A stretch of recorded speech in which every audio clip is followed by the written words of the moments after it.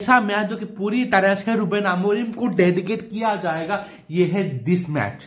Literally वो जब से आया है ना, लिटरली ये बंदा सिर्फ मैनचेस्टर यूनाइटेड को आया है पेप गार्डियोला की लेनी देनी करने के लिए। भैया मजा आता है इस बंदे को देख के। भाई साहब कल का मैच अगर मैं जब पूरा दोबारा देखा ना, तब मुझे ये लग रहा है कि साला Ruben Amorim was a literal genius. क्यों मैं बताऊंगा। पहले बात करते हैं पहले हमारे वीकनेस से, सेट पीस। लिटरली 18 गोल हम लोगों ने कंसीड किया है पूरे लीग में, उसमें से 8 गोल बस हमारे सेट पीस से है। 8 गोल, इतने वल्नरेबल हम लोग के सेट पीस से। पूरे 3 मैचेस में हम लोग 4 गोल कंसीड कर चुके हैं सेट पीस से बस। आर्सेनल, इप्सविच, नॉटिंघम फॉरेस्ट, फिर तुम्हारा आज का मैच।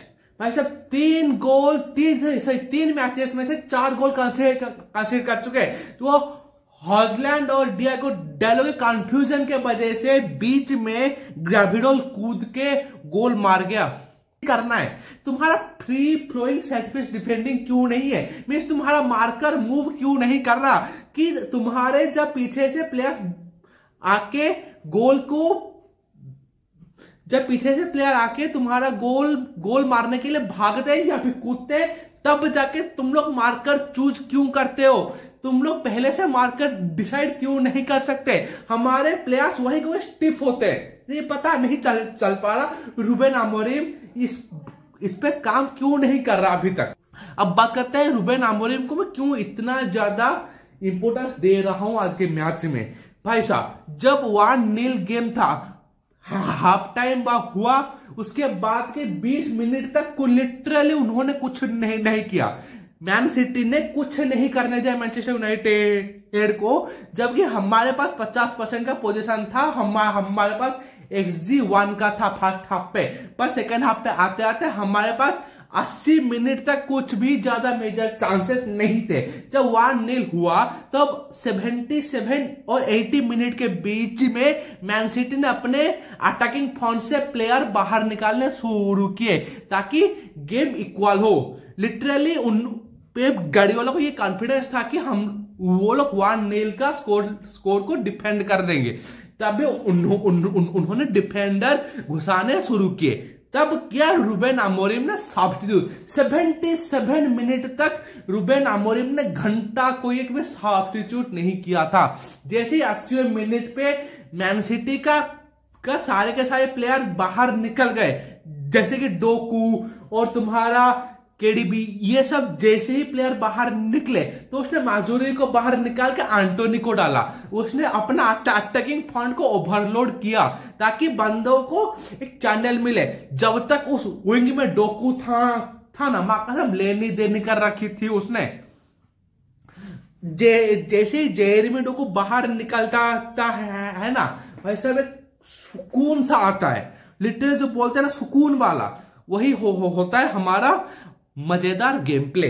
उसके बाद जो अमाड डियालो के पास एक बॉल था, वो भागता है, वो प्लेयर अट्रैक्ट करता है, वो एक एंटी प्रेस करता है। जैसे ही बॉल उसके पास गिरता है तब डिफेंडर को जाकर के वो बॉल को रिकवर करने के लिए वो फिजिकली उसको धकेला पड़ता है। वो उस वक्त उस प्लेयर भूल गया था कि वो बंदा लिटरली पेनल्टी बॉक्स के अंदर है और उसी जगह पे तुम्हें मिलता है पेनल्टी। लिसांद्रो मार्टिनेज ने अमाड को बॉल दिया, उस बॉल को कैपिटलाइज किया तुम्हारा अमाड डियालो ने, और उस वक्त पे था वो chip shot.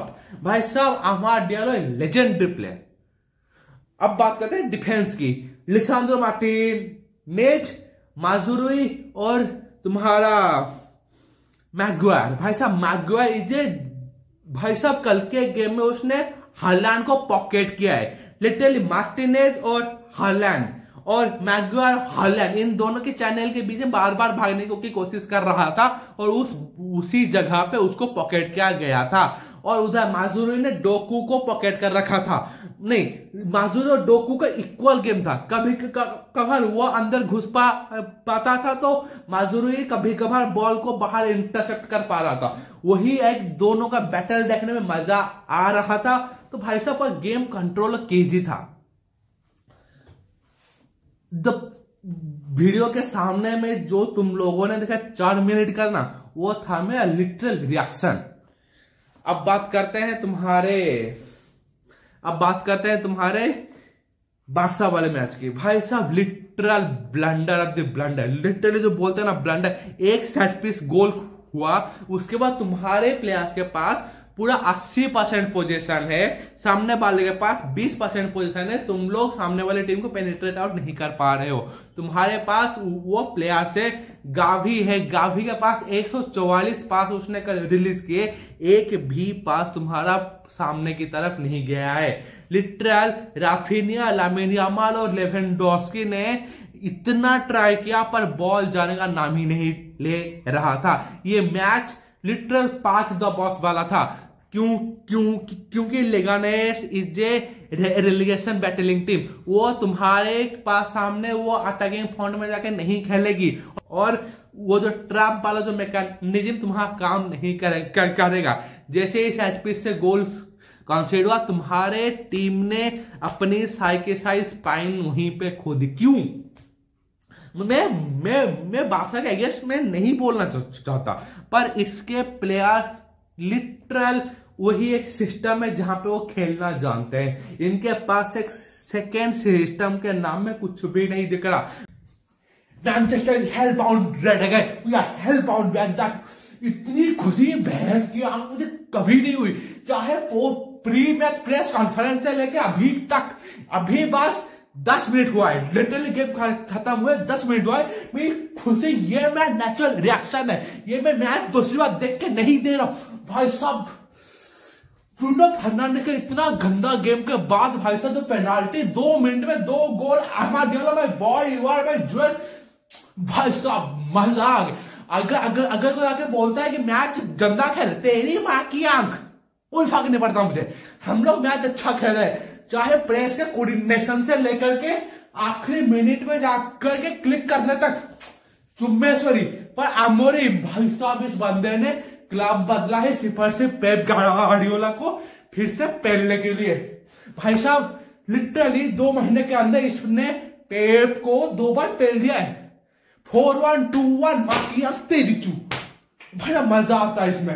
Literally we are all under red again, Manchester is hell bound red again. आज मेरा मन कर रहा है कि मैं 60 फट खोल के फाड़ फुड़ा दूं, पर मैं वो वाला 60 फट चुका है। जो वाला 60 तुम देखते थे वो सफेद वाला, उसको मैं फाड़ चुका हूं ऑलरेडी। तो एक और 60 फाड़ना नहीं चाहता। इसकी मैया का मजे ही मजे। भाई साहब पहले मिनट से लेकर किक ऑफ से लेकर के 88 मिनट तक हम लोग ट्रेल कर रहे थे। भाई साहब 70वें मिनट पे पेप ने अपने सारे अटैकिंग्स को बाहर निकाल दिया। केडीबी, डोकू, ग्रिलिश सबको उसने बाहर फेंक दिया और उसने डिफेंसिव सेटअप दिया ताकि 1-0 गेम को प्रोटेक्ट करे और गेम जीत सके। पर अमोरिम ने अपने अटैकिंग फॉर्म्स को डाला। एंटोनी 100 मिलियन, भाई साहब इससे ऐसे दिखते 100 million. Our lucky champs bro, ये फील्ड पे आया 2 मैच में फील्ड पे आता है और हमें मैच जिता के जाता है। ये अटैकिंग फ्रंट में मेसन माउंट वाला फील्ड दिलाता है, प्रेस करता है, एक अटैकिंग पॉइंट ऑफ व्यू निकालता है, अमाद को सपोर्ट करता है, जो कि मेसन माउंट करता था। भाई साहब 12 मिनट पे ये बंदा इंजर्ड हो गया। भाई बुरा लगा इसके लिए। उसके जाते ही इंटेंसिटी ड्रॉप हुआ, मानता हूं, पर भाई साहब मजे के ये मैच अगर कोई न्यूट्रल फैन देखा है ना तो बोलेगा Manchester United deserve to win man.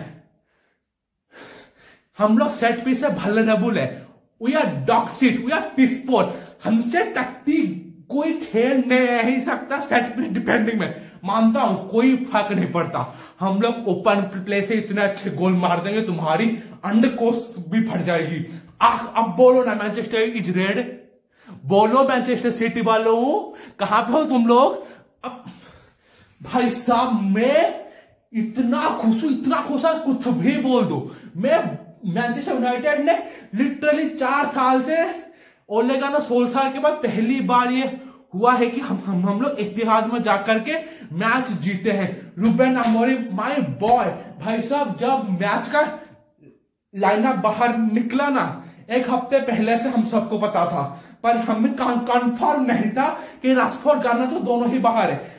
जब उसने पोस्ट प्री मैच में जाके बोला कि हम लोगों को टफ कॉल लेने पड़ेंगे, मैं खुश हो गया। अगर ये मैच हम लोग का जीतते भी नहीं ना, तब भी मैं इस बंदे को हमको अंधा बैक करने को तैयार था, क्योंकि इस बंदे ने एटीट्यूड दिखाया है, एटिकेट्स दिखाया है। और इस बंदे के जो इंटेंट है कि हाँ घंटा फर्क नहीं पड़ता कि सामने वाले में कौन है, राशफोर्ड है Garnacho, you have to perform. उसके बाद जाकर के तुम सिलेक्शन के लिए तैयार हो गए। अगर अगली बारी से राशफोर्ड अगर मौका मिले, अगर परफॉर्म ना करे ना, जूता मार के बाहर निकालो साले को, घंटा फर्क नहीं पड़ता मेरे को। पर गार्नाचो के लिए थोड़ा सा बुरा लगा, क्योंकि उधर जो कोवाचिच था उसको वो नचा सकता था, जो मुझे लगता है गार्नाचो के पेस के वजह से उसकी बैंड बच सकती थी। पर in and out Amorim, I love you baby, take care bye. पसंद आ रहा है, मैनचेस्टर के फैन हो सब्सक्राइब कर दो, यूनाइटेड के फैन हो तो ही करना, वरना सिटी को यहाँ पे पेला जाता है।